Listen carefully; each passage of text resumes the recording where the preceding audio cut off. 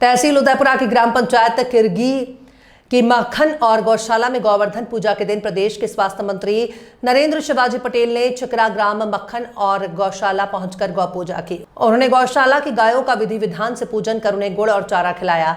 इस दौरान मंत्री ने गौ माता के महत्व और उनकी पूजा के पीछे के वैज्ञानिक कारणों पर भी चर्चा की और प्रदेश सरकार की 1962 और पशु एम्बुलेंस योजना की सराहना की। पशुपालन से करे जैविक खेती मंत्री पटेल ने कहा कि भारतीय सनातन संस्कृति में सर्वे भवन्तु सुखिनः की शिक्षा दी जाती है और इसी का पालन करते हुए प्रदेश सरकार मनुष्यों के साथ साथ पशुओं की भी चिंता कर रही है और गोवर्धन पूजा जैसे कार्यक्रम प्रदेश में आयोजित किए जा रहे हैं। उन्होंने किसानों से पशुपालन कर जैविक खेती अपनाने को कहा।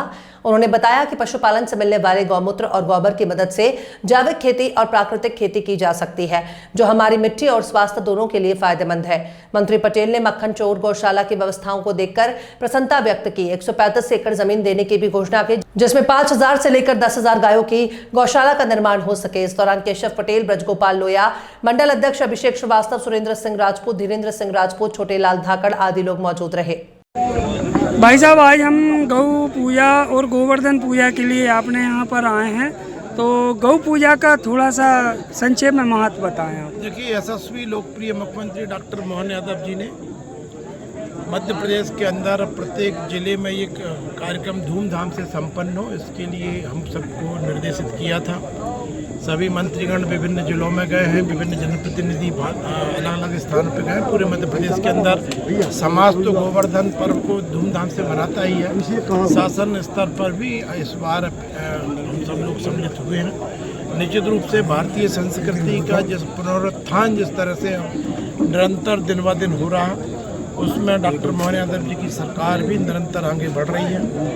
आज यहाँ पर गौ संवर्धन के लिए गोवर्धन की पूजा हो।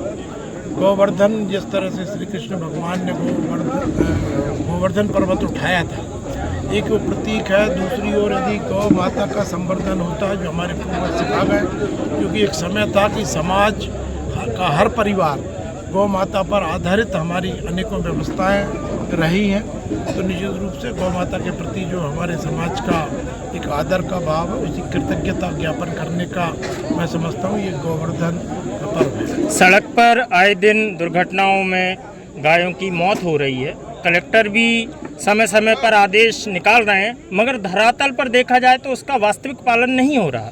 ये तो कहना उचित नहीं होगा कि पालन नहीं हो रहा, पालन लगातार हो रहा है, परंतु अभी और भी काम करने की आवश्यकता है। इस बात से मैं सहमत हूँ। इसी के लिए मध्य प्रदेश सरकार का प्रयास है कि बड़ी बड़ी गौशालाएँ खोली जाएँ। अभी हमने इसमें 5,000 से जहाँ अधिक वंश रह सकते हैं, ऐसी गौशालाओं के प्रस्ताव समाज से आमंत्रित किए हैं। उस दिशा में काम होगा तो निश्चित रूप से आपने जो बात कही है उस पर भी अंकुश लगेगा। भाई साहब, इस पावन पर्व पर एक छोटा सा संदेश देश के लिए।